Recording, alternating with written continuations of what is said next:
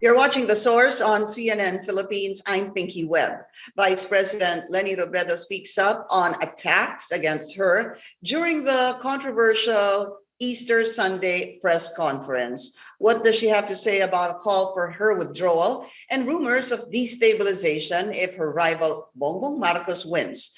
Our senior correspondent Anjo Alimario followed Robredo's campaign in the vote-rich province of Cebu. She's been the topic of the Easter media briefing of three presidential candidates, with Manila Mayor Isko Moreno daring her to make the supreme sacrifice and quit the race.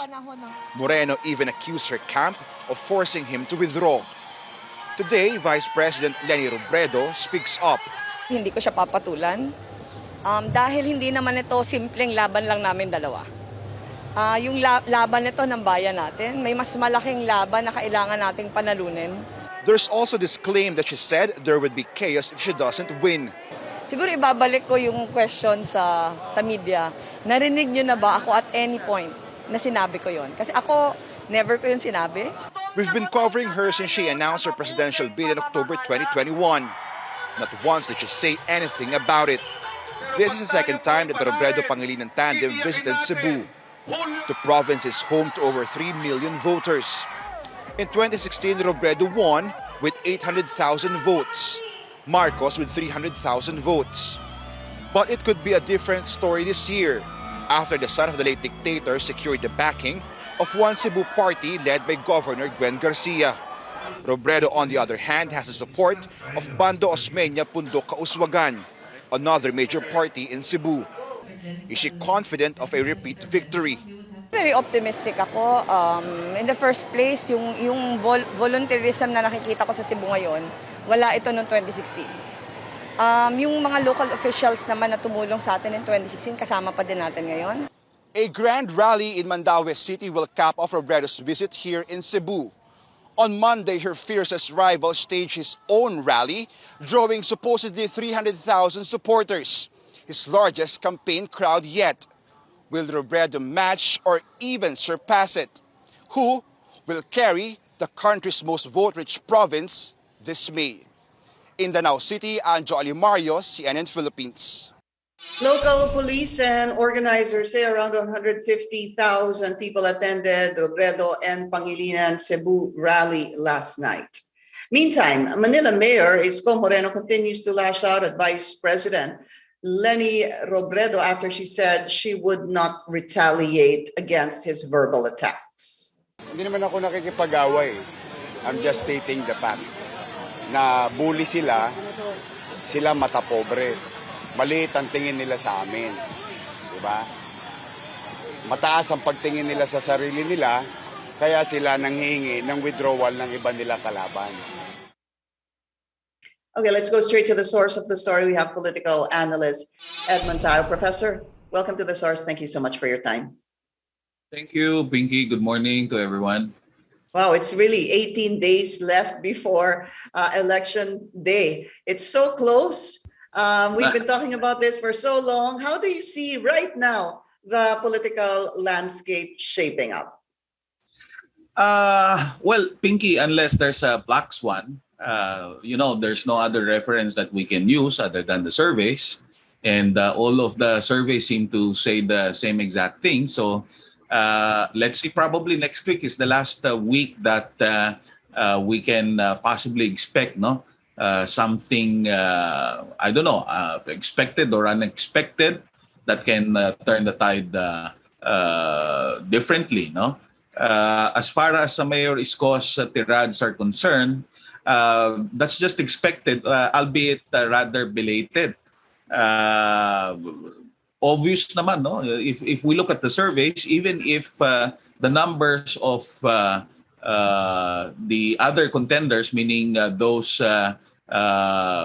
lagging behind the front runner, sila yung sila yung nag-share ng numbers. The increase in the numbers of VP Leni, for example, are coming only from the numbers of Senator Ping, Mayor Isko, and to a certain extent, Senator Manny Pacquiao. Unless there is a dent in the numbers of the front runner, it seems like this is already a given. So you're saying really, simply put, kung hindi po bumaba yung number ni Bongbong Marcos, sigurado na po siya mananalo.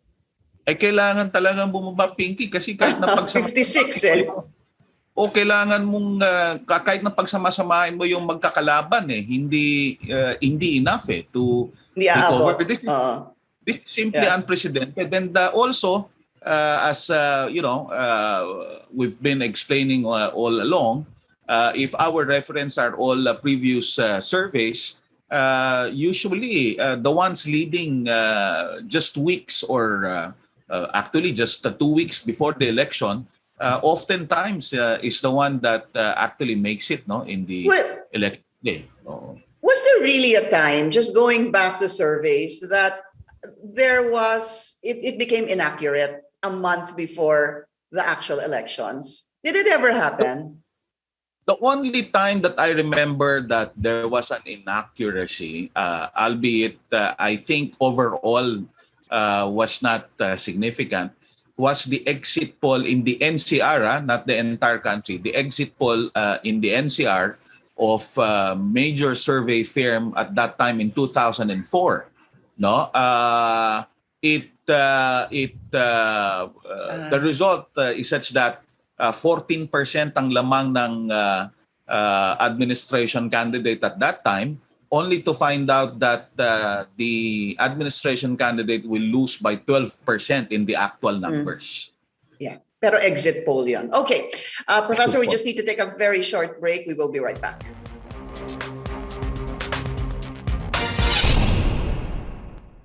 Welcome back. Professor, I wanted to find out from you, with this, let's just call it conflict, between Manila Mayor Isko Moreno and Vice President Leni Robredo, who stands to gain from all this? I think you're on mute, sir. Okay, sorry. Go ahead. I think the same question was asked to me yesterday, and apparently the perception of some is that Mayor Isko is lawyering for the front runner, no? But if that's the case, it's quite belated also, no? If he is in fact lawyering, because at the end of the day, he has already spent not only so much resources but also so much time. I think the objective here really is to prevent further erosion of his numbers going to VP Leni, because that's the only logical way to see it. As I've said, no, the increase in the numbers of VP Leni could only be coming from either the numbers of Mayor Isko or the numbers of Senator Ping or Senator Manny Pacquiao. And hopefully, if I may go as far as the Easter Sunday press conference, the objective is to remind the voters that if you're voting for the front runner simply because you don't like the contender, the main contender, VP Leni, and vice versa, there are other choices that you can consider. No, so I don't know if that will resonate in the so to speak last innings of this election. If I were just to ask you just one last question, your thoughts, do you think any one of them will still withdraw and possibly endorse another candidate? To my mind, even if anyone withdraws at this juncture, Pinky, it might be too late already in the day. No, kasi nakaikot na sila. They have to go around again and inform the public, hindi na ako tumatakbo, so si ganito na lang ang iboto ninyo. So even if they withdraw, I don't think it will still impact. Political analyst Ed Tayao, sir, thank you so much for your time. Good speaking to you. Salamat po. Thank you. And thank you for joining us here on The Source. I'm Pinky Webb. You're watching CNN Philippines.